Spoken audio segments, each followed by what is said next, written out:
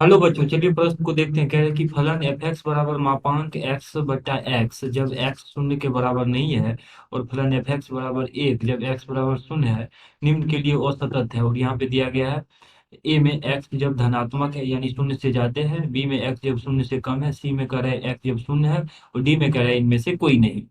तो दिए गए प्रश्न के लिए हमारे पास जो मुख्य अवधारणा है, यदि हम इस प्रश्न के लिए मुख्य अवधारणा देखें, तो हमारे पास जो मुख्य अवधारणा है वह है कि मापांक x का जो मान होता है वह x होता है जब x धनात्मक हो, और माइनस x होगा जब x शून्य से कम होगा। और x बराबर हम शून्य पे इसलिए परिभाषित नहीं कर रहे हैं कि यहाँ पे शून्य, x बराबर शून्य इसके फलन एफ एक्स के प्रांत में इस जगह पे तो नहीं है। अब देखिए, हमें कह रहा है कि निम्न के लिए असतत है। तो जब हम x बराबर शून्य पे यदि हम बात करें, x बराबर शून्य पर जो दायां सीमा है, दाई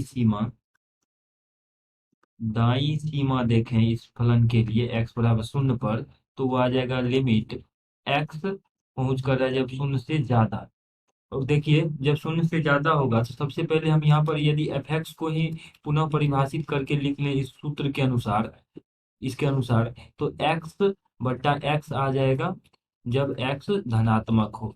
x के जब माइनस एक्स बट्टा एक्स आ जाएगा जब x शून्य से कम हो, और एक आ रहा है जब x बराबर शून्य है।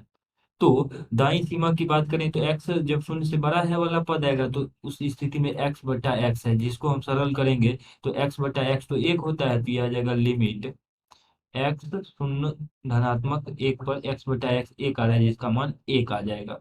यदि हम बाई सीमा की बात करें, तो बाई सीमा यदि हम देखें इस प्रश्न के लिए, एक्स बराबर शून्य पर बाई सीमा जो है वो आ जाएगा लिमिट एक्स बराबर शून्य माइनस, यहाँ पे एक्स बराबर शून्य माइनस आएगा जहाँ पे शून्य से कम पे ऐसा हो रहा है, और ये आ रहा है माइनस एक्स बटा एक्स, तो इसका मान आ जाएगा लिमिट एक्स बराबर शून्य से कम माइनस एक्स बटा एक्स, तो माइनस एक बराबर में ये आ जाएगा माइनस एक।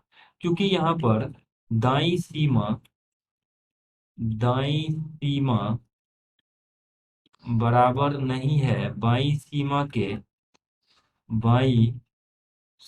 के, इसीलिए हम कह सकते हैं कि x बराबर, इसीलिए हम लिख सकते हैं कि ये ऐसा कब हो रहा है जब x बराबर हमने शून्य लिया। इसलिए x बराबर शून्य पर फलन एफ एक्स असतत असतत है। और यही हमें जांच करना था कि फलन x बराबर मतलब कहाँ पर फलन असतत है। तो x बराबर शून्य पे असतत होगा, और यहाँ पे x बराबर जब शून्य से बड़ा की बात करें तो शून्य से बड़ा में x एफ एक्स एक आ रहा है, तो एक का ग्राफ अगर हम देखें तो एफ एक्स बराबर एक, तो ये तो असतत नहीं हो रहा है। और उसी प्रकार से एक्स का मान जब शून्य से कम भी लेंगे वहां पर भी असतत नहीं होगा, लेकिन एक्स बराबर शून्य पर फलन एफ एक्स असतत है। तो दिए गए प्रश्न के लिए जो हमारे पास अभिष्ट उत्तर है वो आ जाएगा विकल्प सी, जहाँ पे कह रहा है फलन एक्स बराबर शून्य पर असतत है। यही दिए गए प्रश्न का अभिष्ट उत्तर है। आशा करते हैं कि इस प्रश्न का हल आपको समझ में आया होगा। धन्यवाद।